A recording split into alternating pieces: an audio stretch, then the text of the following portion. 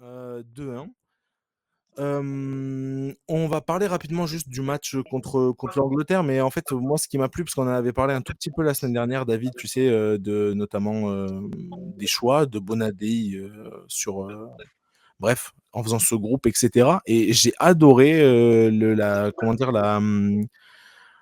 en fait, le 11 qu'il a aligné, surtout en attaque. J'ai trouvé ça impressionnant. Enfin, en gros, c'était Baltimore, Marie-Antoinette Katoto et Delphine Cascarino à Ouais. droite.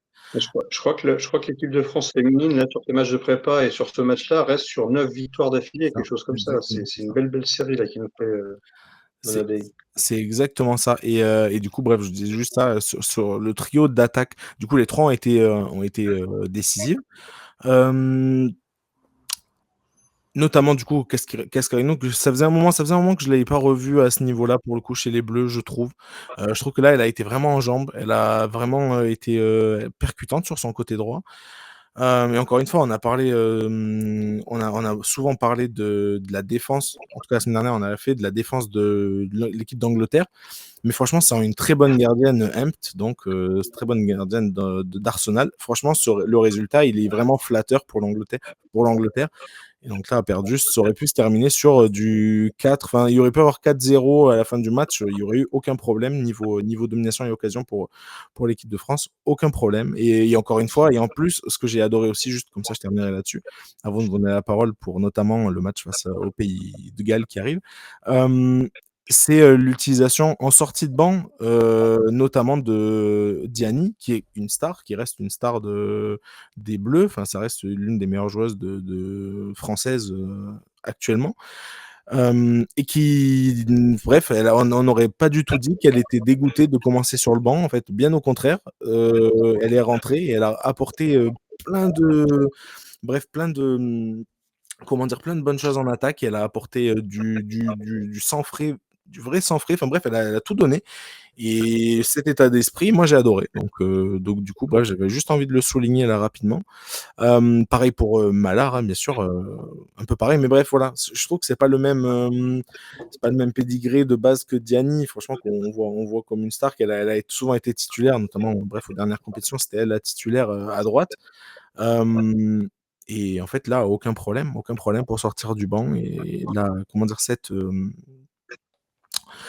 état d'esprit, moi, j'ai adoré. Donc voilà. Donc je l'ai pas dit tard, hein, mais victoire de 1, but du coup de Katoto et de Sandy Baltimore pour les Bleus.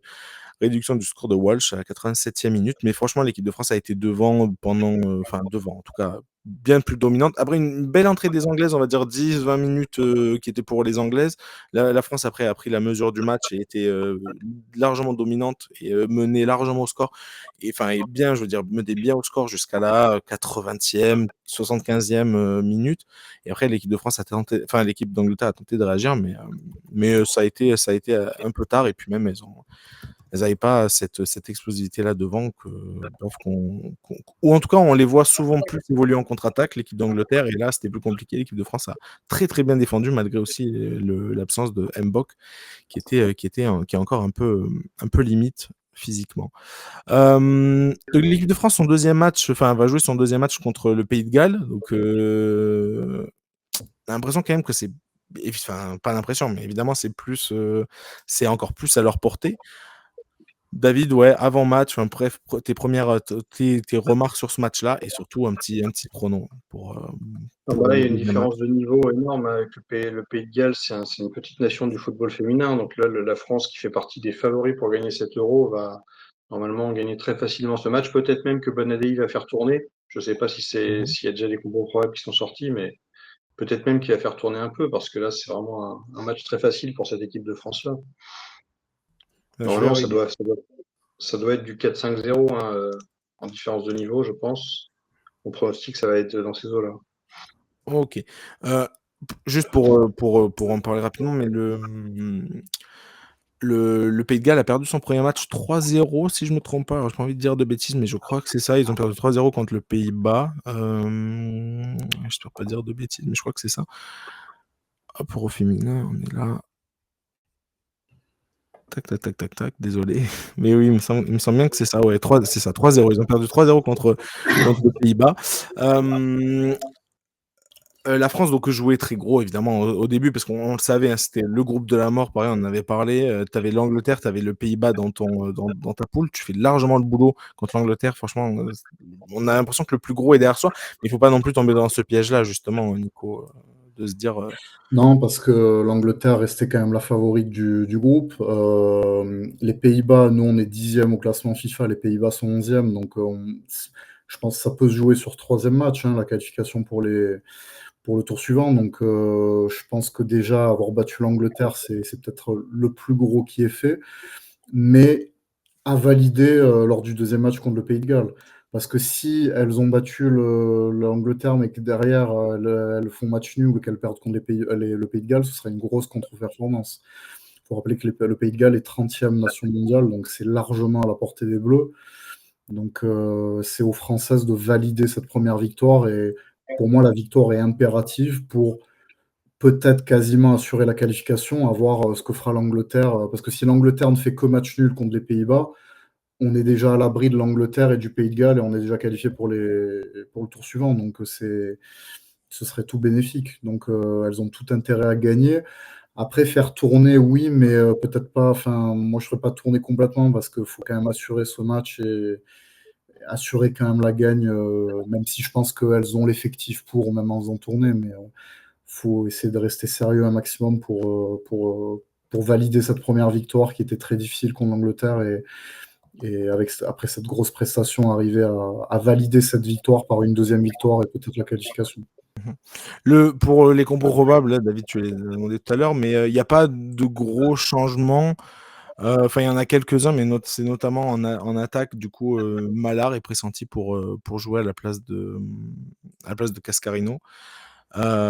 Et aussi au milieu de terrain où c'était Jean-François, j'ai oublié son prénom, je suis désolé, le milieu de terrain Jean-François qui du coup laisserait sa place à Sandy Toletti. Bref, c'est Franchement, sûr. c'est bien. S'il fait 2-3 changements, c'est Voilà. bien, mais ne pas changer les 11 joueuses. C'est pas comme si on était qualifié déjà. Si on Oui, bien sûr. avait battu les Pays-Bas et qu'on affrontait le Pays de Galles au troisième match, oui, ça aurait été judicieux de le faire pour reposer tout le monde, et notamment les titulaires. Mais là, pour le deuxième match, je pense que c'est bien de faire une équipe un petit peu hybride avec quand même la plupart des titulaires et peut-être changer 3-4 joueuses, mais pas plus. Bon, en tout cas, ouais, c'est ça que je voulais dire, c'est ça qui est pressenti. Pas forcément un gros turnover, mais en tout cas, voilà, 2-3 joueuses qui pourraient se reposer. Même question pour toi, Greg. Du coup, je termine par ça. T'en penses quoi là, de ce match? Ton prono pour France, Pays de Galles? Non, mais c'est positif, c'est positif. Tu bats quand même les championnes d'Europe en titre. Donc c'est vraiment positif, ça fait plaisir. En plus, elles étaient un petit peu menées, donc il y a eu une belle réaction. Ouais, le sélectionneur, c'était l'adjoint de Hervé Renard. On ne le connaissait C'est ça. pas du tout. Moi, le premier, je me disais, ça va faire un peu. Alors, j'ai rien contre lui, mais bon, un peu une Gérald Baticle, quoi, c'est-à-dire un entraîneur ou aller une Sylvain Ripoll, on va dire. Et au final, pour l'instant, ça n'a pas l'air. Son discours a l'air de passer. Les joueuses ont l'air d'être contentes. Bon, il y a eu quelques petites frictions avec notamment Wendy Renard, des joueuses un petit peu historiques qui n'ont pas été appelées, mais au bout d'un moment, c'est comme de partout. Il faut quand même préparer aussi l'avenir. Et je trouve qu'on a vraiment beaucoup de qualité, beaucoup de talent dans cette équipe. Maintenant, ouais, Pays de Galles, j'ai aucun souci là-dessus. J'ai vu que les Pays-Bas ont gagné 3-0 contre le Pays de Galles. Donc je pense que franchement, on sera sur un 3-0. Ça me paraît très correct. Et puis, bah voilà, on aura 6 points et on verra ce que font les Pays-Bas. Mais déjà, tu as l'Angleterre qui est déjà dos au mur, hein, parce que s'ils perdent contre les Pays-Bas derrière, bah, c'est fini. C'est ça. Je t'ai pas donné mon prono, moi je dirais un petit 4-1. 4-1. Ok, très bien. Ah, Et tu penses David? qu'on prend un but? Bah, c'est possible, hein, quand tu gagnes 4-0 et tu te relâches un peu, voilà, je vois un petit scénario comme ça. Ok. Et du coup, David, ouais, j'ai pas entendu. Je crois que j'ai pas eu ton prono non plus, David, concernant. J'ai dit 4 ou 5-0. 4-5-0, oui, c'est ça, exact. Tu l'avais dit, si, par exemple. Excuse-moi, tu l'as dit, bien sûr. Ok, bah. Ah, tu veux dire quelque chose, Greg? Non, j'avais dit David, je crois qu'il a dit 5-0. D'accord, ok. Moi, Enfin, je vous rejoins pour le coup sur le côté. Il ne devrait pas y avoir trop de problèmes quand même contre le Pays de Galles. Évidemment, jamais prendre un adversaire de haut, ça c'est la base, hein, on va pas se cacher. Mais Peut-être qu'on peut encaisser un but parce qu'on n'a pas une gardienne extraordinaire, je trouve. C'est peut-être un peu le point faible de l'équipe de France, mais Oui, et puis dans un relâchement aussi, parce voilà, oui, que c'est ça. certaines fois, quand on est dans un match qu'on domine largement, on peut avoir tendance à se relâcher, et même une petite équipe peut nous mettre un but. Donc, C'est c'est pour ça, ça que j'ai dit 4-1. exactement. Non, moi je vais rester sur un 3-0, hein, je vais dire la même chose que Greg, mais je pense que ça va être ça. Ça va être assez. Fais attention à pas, pareil, à pas tomber dans le piège où bon, t'arrives pas à marquer, et puis voilà, le match. Enfin, les secondes s'écoulent, etc. Tu n'arrives pas à marquer, tu n'arrives pas à marquer, pas tomber dans une sorte de frustration. Je pense qu'il faut vraiment. Parce que là où on sort un truc qu'on a vu contre l'Angleterre et qui ne sera pas le cas contre le Pays de Galles, c'est que la France jouait surtout ou beaucoup en contre, mettait beaucoup de pression au milieu de terrain, récupérait la balle au milieu de terrain et en fait, tu avais 30 mètres libres pour du coup faire tes ouais, contres. non, ça n'arrivera pas. Ouais. Voilà, le premier but est arrivé comme ça. Le premier but est arrivé du coup sur une belle passe pour, je crois que c'était Cascarino sur le côté droit, qui du coup a déboulé, mais en fait elle était vraiment toute seule et elle a fait bref un centre pour Katoto qui n'avait plus qu'à pousser au fond. Et pareil, elle était toute seule. Enfin bref, c'était vraiment un contre quoi, un contre, une balle récupérée au milieu de terrain. Et je pense que ça n'arrivera pas, ça risque pas trop d'arriver contre le Pays de Galles. Donc On va contourner le attention, but. voilà, c'est Ouais. ça. Donc attention juste à ce côté-là.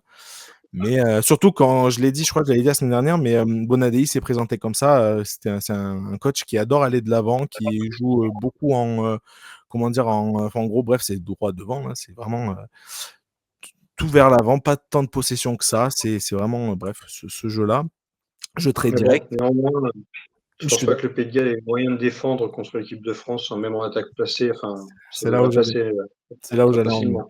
C'est là où j'allais en venir. Je pense quand même que là, pour le coup, comment dire, l'écart est beaucoup trop grand. Et donc, c'est pour ça que je dis donc 3-0 pour cette équipe de France.